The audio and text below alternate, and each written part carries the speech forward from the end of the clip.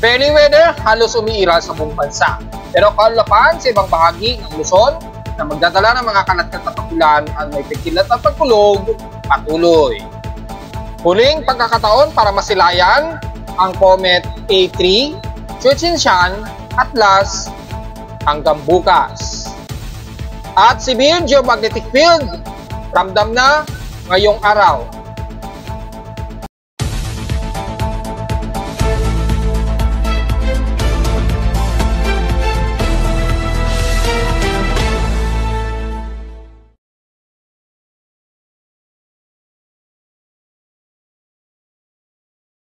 Hello, good morning mga folks. Welcome po muli sa ating Daily Weather Bulletin and Analysis para sa araw ng Biyernes, October 11, 2024. Ang oras sa ating boss prime ngayong umaga ay alas 10:54 na ng umaga.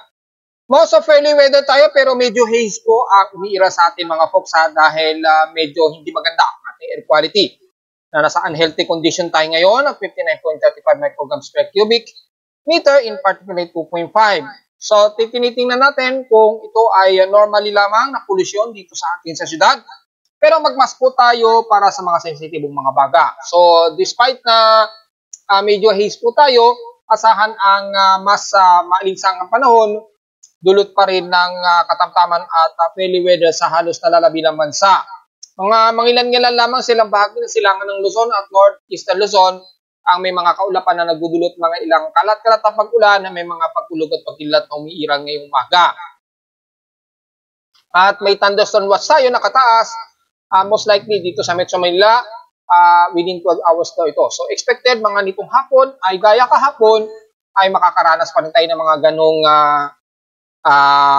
mga epektong mga kalat-kalat na pag-ulan at may mga pagkulog at pagkilat gaya kahapon. So most likely, mga isolated na mga pag-ulan ang madalas nating mararanasan ngayon sa halos buong bansa. Sa ating current conditions, overcast, gloomy, haze at particularly dito po tayo dito sa amin sa Caloocan. So expected sa buong Metro Manila at ibang karating bansa. Pero bago ang lahat ay ibalik muna tayo sa ating space weather status dahil kasalukuyan tayong nakakaranas ng geomagnetic force severe na nasa 8.67 ng index. Napakatindi po nito.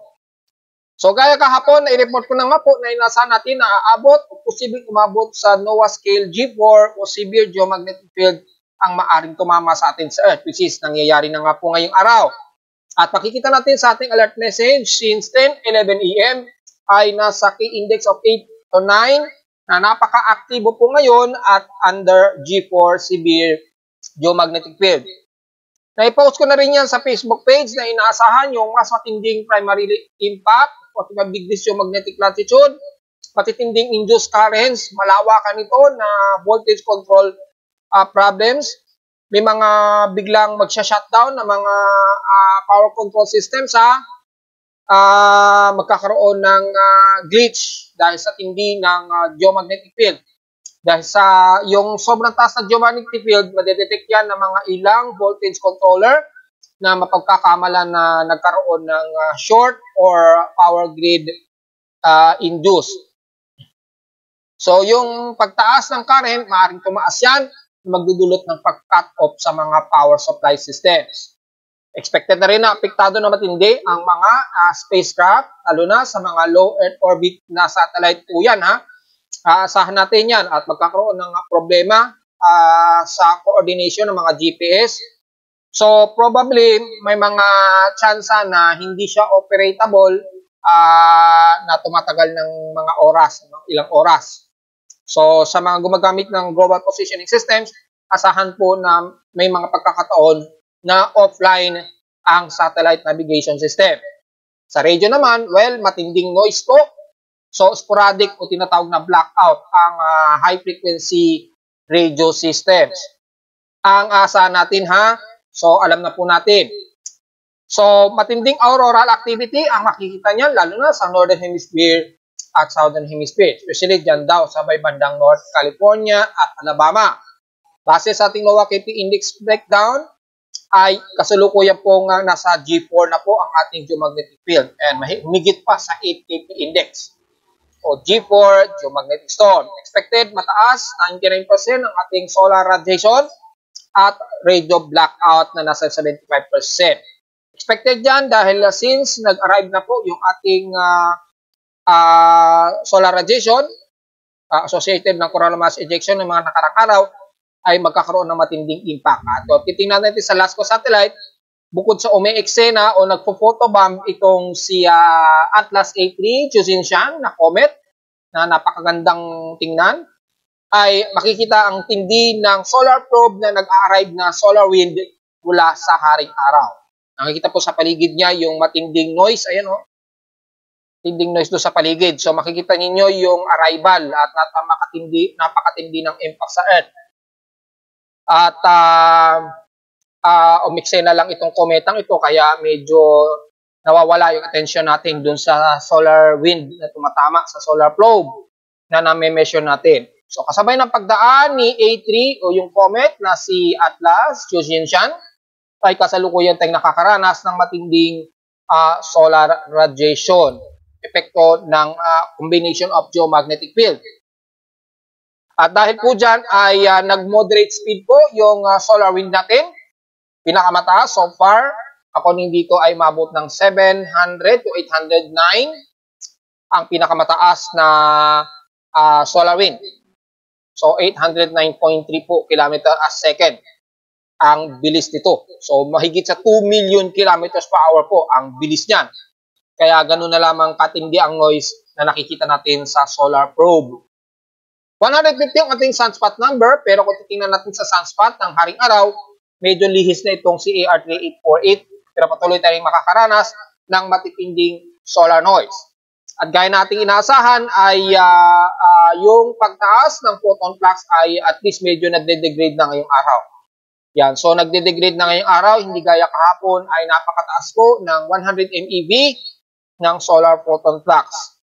At yung karugtong nito na geomagnetic activity, wala pa kagabi na 11 PM, mabot sa KP 7.67 na strong geomagnetic field at ngayong araw, mabot na nga po since kaninang 2 o'clock AM.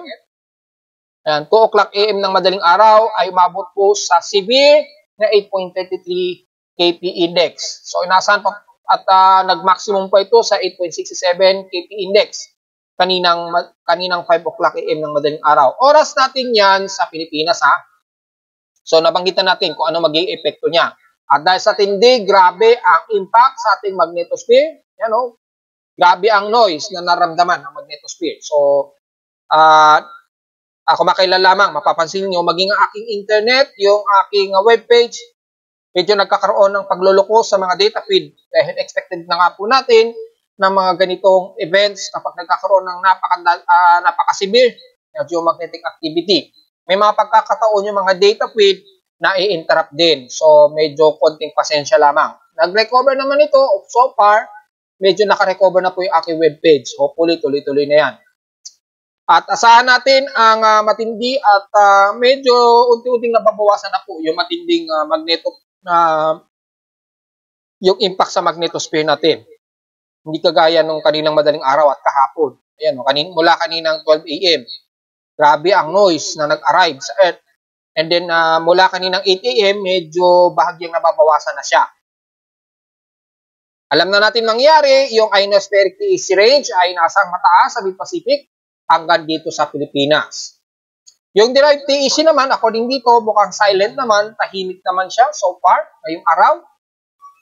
Mga minor lamang ang TECU o total electron content sa halos buong areas na ito ng Middle Pacific hanggang dito sa sa may Southeast Asia, kasama ang Pilipinas. Pero dahil sa epekto ng geomagnetic field, grabe po ang ating auroral borealis event mula North and South Pole po yan. So sa mga Pinoy natin na nasa side ng madilim o gabi, ay kitang-kita po yan at napakagrabe. Mamula-mula po yan ha.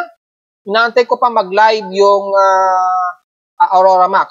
Base dito sa Canada, wala naman ako nakikita na patinding auroral event. So baka sa may bandang Alabama ito o bandang Canada nakikita. At base dito, grabe po ang tindi ng auroral map extrapolated, yung auroral activity. So kitang-kita yan, expectedly. At yung solar wind, lumagpas nga po ng 800 o halos 900 km per second yung velocity ng impact ng solar wind. Ayun o, kitang-kita o. Kagandahan lamang nito, hindi totally dumirekta yung napakalakas ng solar wind. Ito, nag-pulse lang siya ng bigla o, biglang pitik. Ito yung mula kagabi hanggang madaling araw.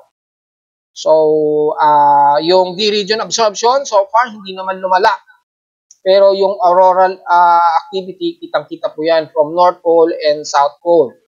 So expected na very poor ang ating high frequency conditions. Lahat po yan mula ngayong umaga hanggang gabi. Napaka-poor ng ating radio signals. So asahan na natin na medyo mahihirapan ng bahagya o madalas na magiging mahirap ang transmission, maging ang ating mga internet connection. Medyo damay-damay po yan. Tingnan nyo na lamang dito sa aking space weather observations yung mga maapektuhang lugar. Nandiyan naman yung pinakadetalye, which is pinaliwanag ko rin naman in Tagalog ways. So, diretso agad tayo sa ating lagay mula sa aking weather station sa Caloocan. Ang pinaka-lowest temperature na natala na aking weather station kanina ng 5:06 a.m. Nakapagtala kami ng lowest of 25.7 degrees Celsius. Kahapon, maalinsangan pa rin, despite na makulimlim na nasa 34 degrees Celsius, ang pinakamataas namin na air temperature, naganap ito kahapon ng hapon at 1:52 p.m. Meaning, bahagya pa rin mataas ang aming heat index na nasa 47.8 degrees Celsius ang aming init pandaba. Pero kung kukumpara sa PSK since in past 24 hours, nangunguna pa rin ang Katbalogan na nasa 35.2 degrees Celsius ang highest temperature. Sa Baguio City, stationary pa rin, na 17 degrees Celsius ang pinakamababang temperatura sa kanila. Pagdating naman sa Ilolan din ang Baguio City. Well, nangyari nga po yun kahapon na umabot din dito sa Metro Manila ng mga ilang kalat-kalatang ulan. Umabot sa Baguio na 167 mm ang ulan. Sa amin sa Caloocan, 1.5 mm lamang ang inabot na ulan namin. So mga ilang light to moderate lamang ang naranasan namin sa Caloocan. Malamang malakas sa bayban ng Quezon City if I'm not mistaken. Pero wala naman tayo nakikita na mataas dito. Kung double check natin kung ilan ang mga matataas na pag-ulan ang nangunguna sa mataas, ang inulan mula sa Baguio City, kasunod ng Itbayat, Batanes, then Legazpi, Biracat, Anduanes. So most of Bicol region, wala masyado dito sa Metro Manila according dito. So malinaw na hindi gaano inulan na matindi ang Metro Manila. Mga light to moderate showers ang naranasan lamang. Samantala sa ating outside humidity, nasa 77% po ating outside humidity. So katamtaman ito at maaaring magkaroon tayo ng humid o maalinsang ang panahon di umaabot sa 32 degrees Celsius ang ating outside temperature. To be exact so far, 31.7 degrees Celsius. Sa ating atmospheric pressure, 1,009 hectopascals at steady dito since last hour. Anyway, yung outside humidity, bumaba ito ng 2% since last hour Sa high tide and low tide status, so far ay pa-low tide po tayo. So wala magiging problema. Layo-layo po muna kayo sa mga gusto pumalaot ngayong araw dyan sa pangpang ng Manila Bay sa mga karating bansa. Low tide po tayo after may 1 hours and 22 minutes pa to minimum low o 12:30 ngayong tanghali. So again, mataas po ang ating air quality napaka-unhealthy ng ating air concentration. Mag-mask po tayo. Dahil nung mga nakarang araw pa, kung babalikan natin, yung air quality ay napaka bad news ng ating air quality. Yan abot sa 158 index. Ngayon titingnan natin kung apektado na ba o detected po ba sa may paligid ng Taal Volcano yung abnormalities ng o unhealthy level ng ating air quality. Una dito sa console natin, in past 24 hours, nag-moderate ang ating air quality. And then ngayong araw lamang ay umabot na po sa 158 yung index. Sobrang taas ng concentration. So unhealthy po siya. Moderate to unhealthy yung ating condition.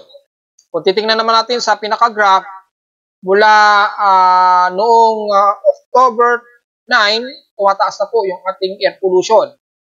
Nananahimik lang ng gabi at madaling araw. And then tumaas na naman ngayong umaga. Yan, hanggang ngayong tanghali, 69.3 micrograms per cubic meter. So, hindi siya maganda. At kung titingnan naman natin sa AKI CN map, napaka-unhealthy rin ang pinapakita dito. Ayan o, kung i-zoom in natin, probably sa may paligid na ito, between San Fernando, Pampanga. Ayan, sa may bandang San Fernando. And then dito sa amin, sa Caloocan. Well, mga moderate naman pagdating dito sa may bandang Tagaytay.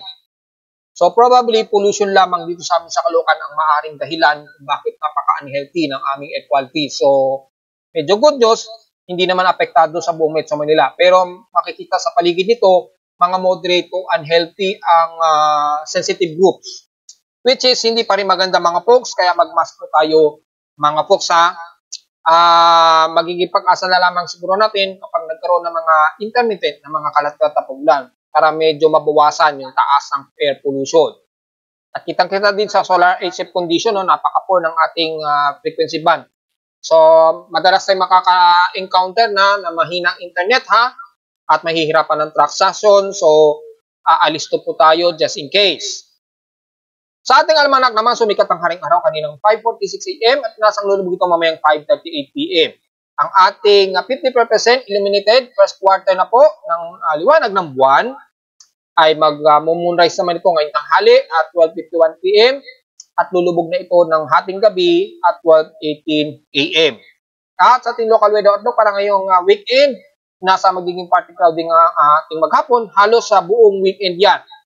At asahan ang kalat-kalat na pag-ulan na may pagkilat at pagkulog. So, ganun po magiging cycle ng ating panahon ngayong araw hanggang this whole weekend po.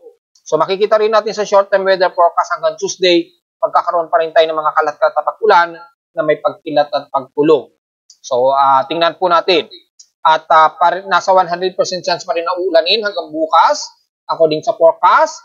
Highest and lowest temperature expected naman natin ay 32 to 33 degrees Celsius. And lowest temperature expected 25 to 26 degrees Celsius.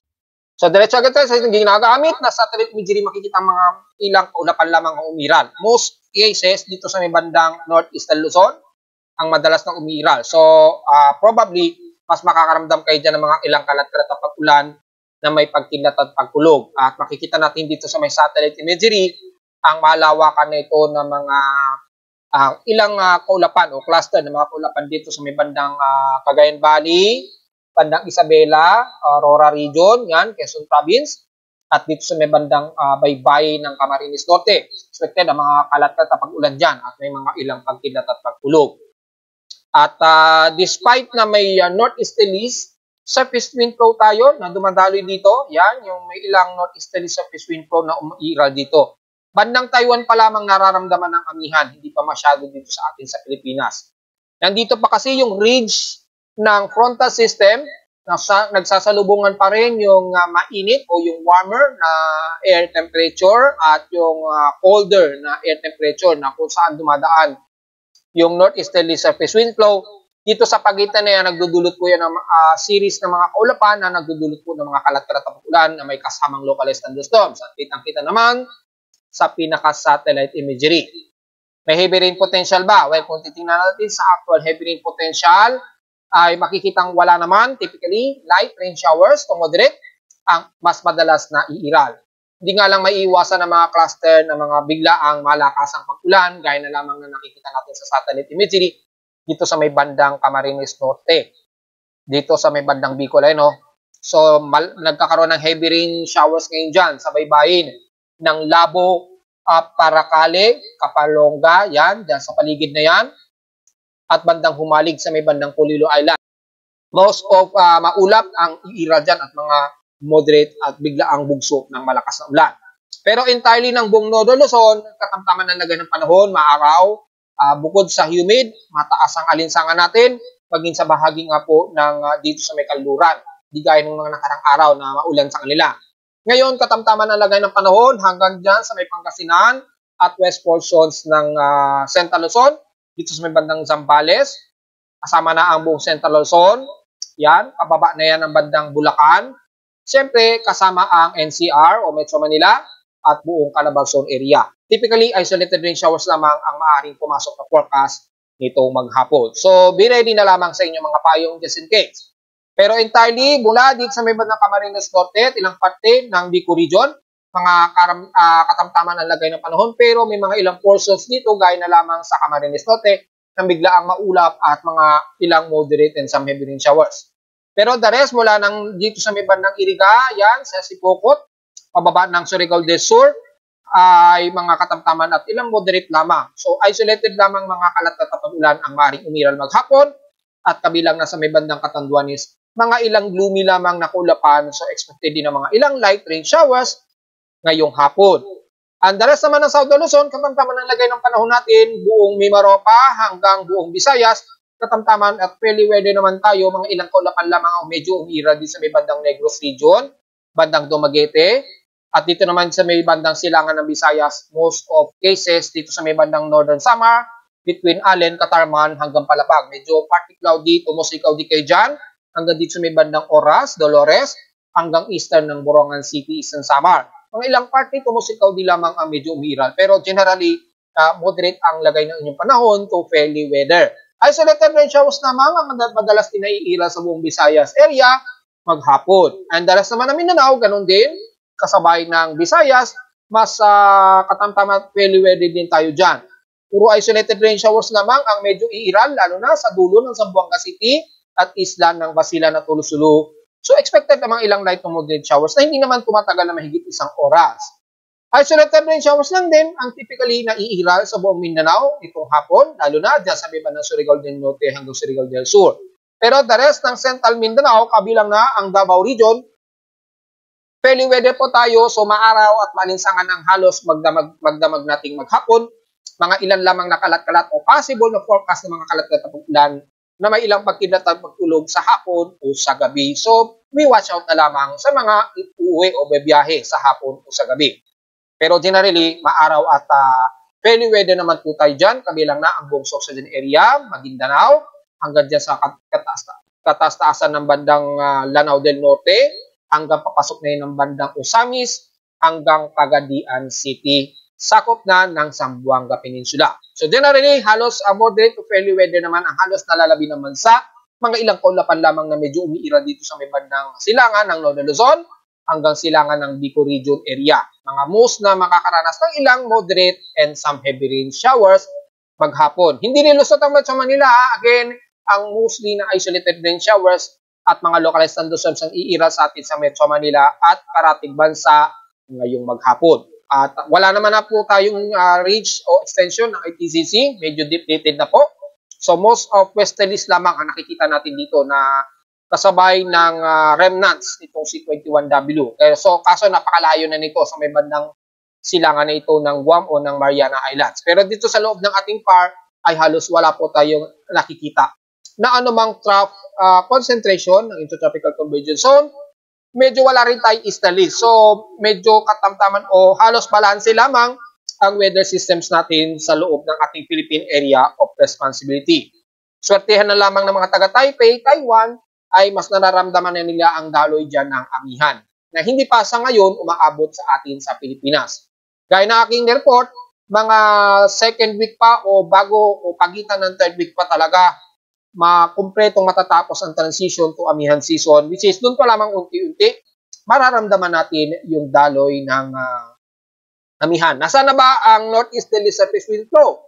Base sa ating water vapor, which is mas high quality kasi na nakikita natin sa satellite ng CMMS, yung daloy ng northeasterly surface wind flow o yung tinatawag na rin nating hanging amihan. Makikita natin ang buong Taipei ay nakakaranas na o halos buong Taiwan.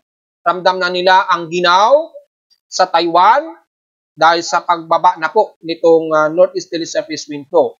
Mas bumaba na siya, hindi gaya kahapon. Nandito na siya sa may bandang extreme Northern Luzon. So sa mga susunod na araw, pababa na ng pababayan hanggang sa unang mararamdaman na yan ng mga taga Batanes, Mabuyan Island at dito sa kaduluduluhan ng extreme Northern Luzon.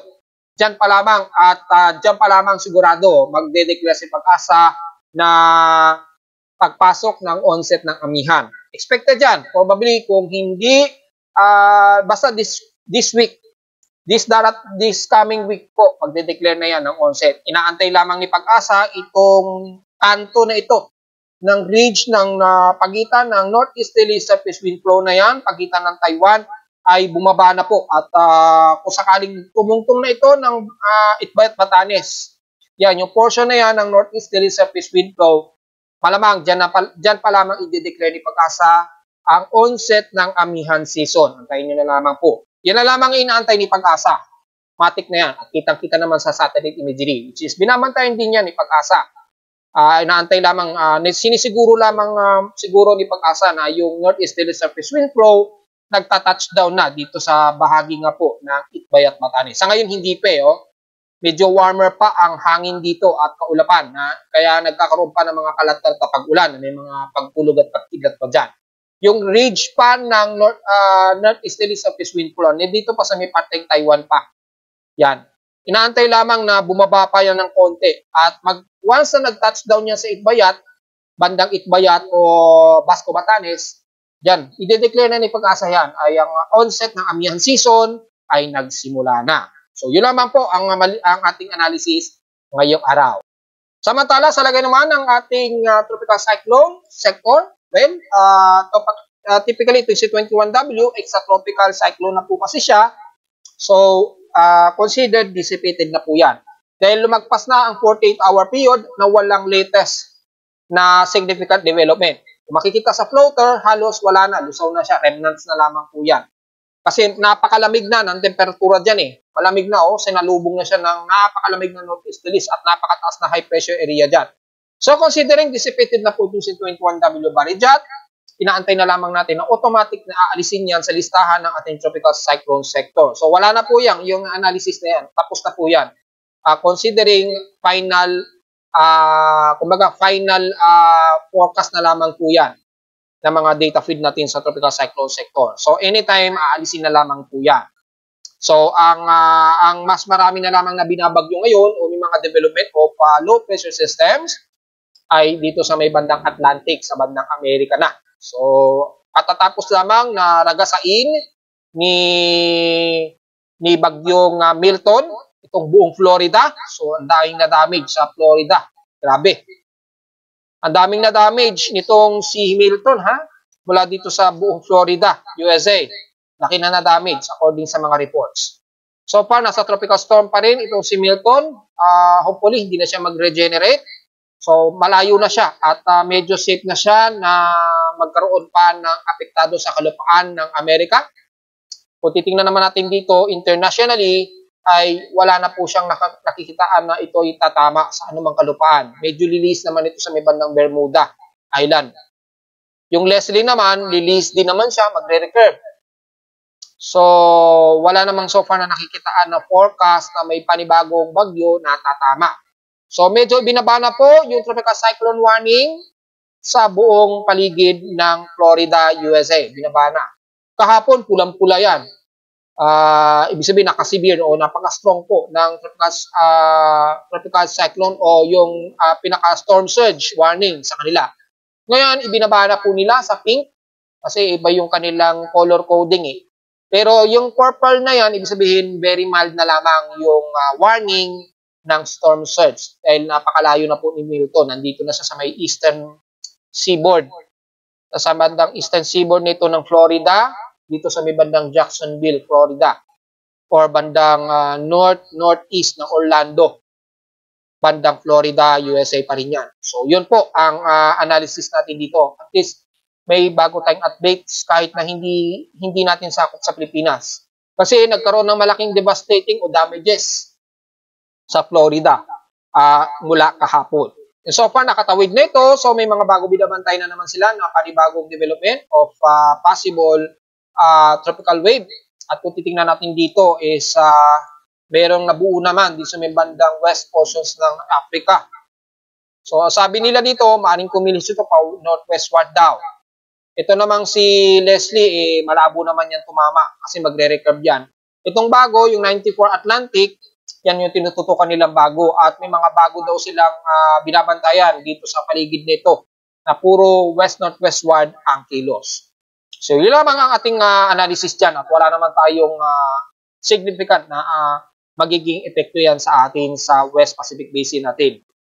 After nitong si 21W, wala naman tayong inaasahan na may mabubuong sama ng panahon sa loob at labas ng ating Philippine Area of Responsibility. Pero kung do-double check natin sa ating global assessment monitoring, So far, mga ilang trough lamang ang nakikitaan natin dito. Lalo na dito sa kung saan extension remnant nitong si 21W na nagkaroon ng medyo slow anomaly rito. Pero mababa ang chance na maging agresibong low pressure yan. Ayan, makikita sa pinaka West Pacific Basin natin. Nasa at least 30% chance of possible development of tropical cyclone development. Pero for the next 24 hours, mukhang wala rin. Magiging remnant trough lamang yan. Magdudulot lamang ng mga mauulap at mga kalat-kalat na ulan. Wala rin tayo nakikitaan sa global spectral model. So, ang totoonan pansin na lamang natin yung mga huling linggo nitong October. Dito sa ating week 2 to week 3 ay may probability of 20 to 40% development of tropical cyclone sector o tropical cyclone development dito sa may labas ng ating PAR. May maliit na chance na pumasok pa ito ng ating Philippine Area of Responsibility. So, ibig sabihin lamang yan, kung may mabuo dyan sa may bandang Guam, typically kikilos yan pag ganyan, or pag ganyan, or pag ganon. Ganyan.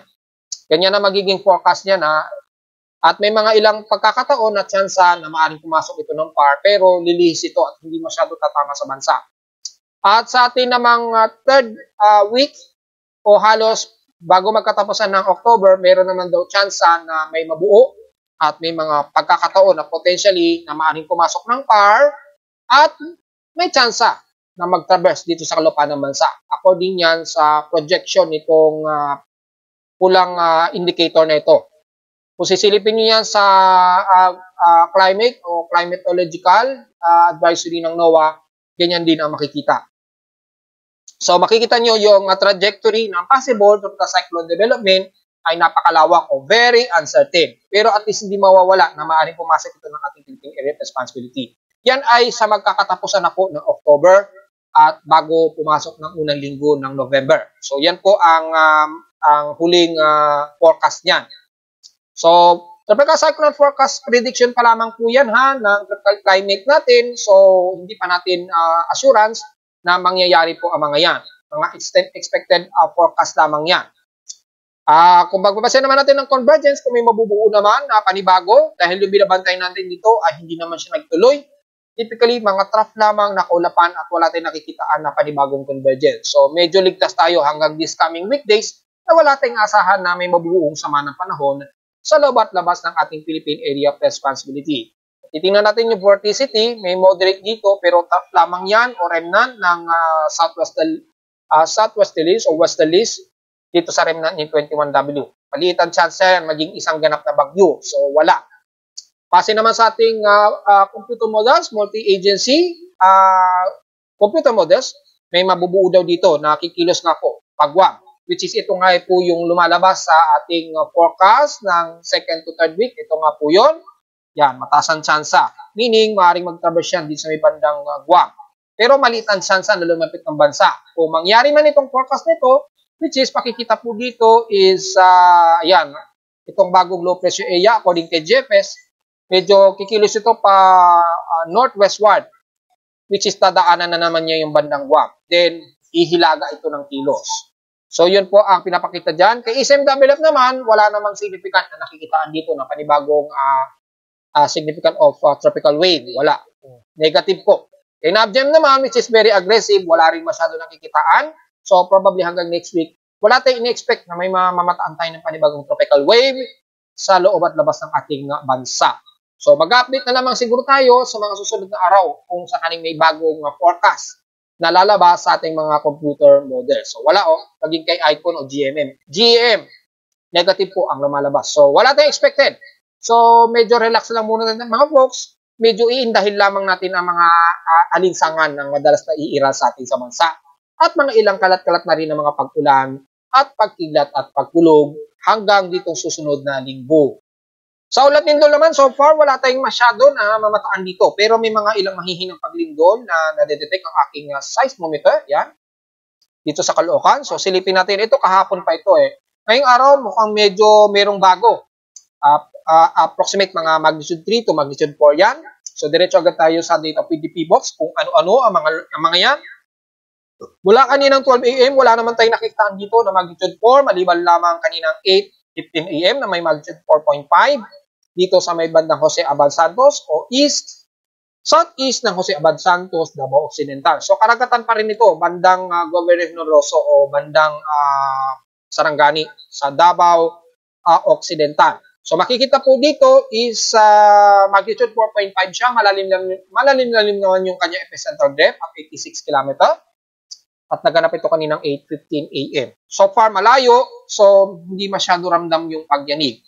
After nyan, wala namang sumunod na magnitude 4, so mga mahihina o moderate lamang na mga pagyanig ito. Kaya tingnan agad natin yung historical earthquake kung ilan na po ang naging total earthquakes natin for the month of October. Ayan, so i-load na po natin yung month of October 2024. Nasa total of 399 earthquakes na po tayo. 366 dito is magnitude 2.0 pataas.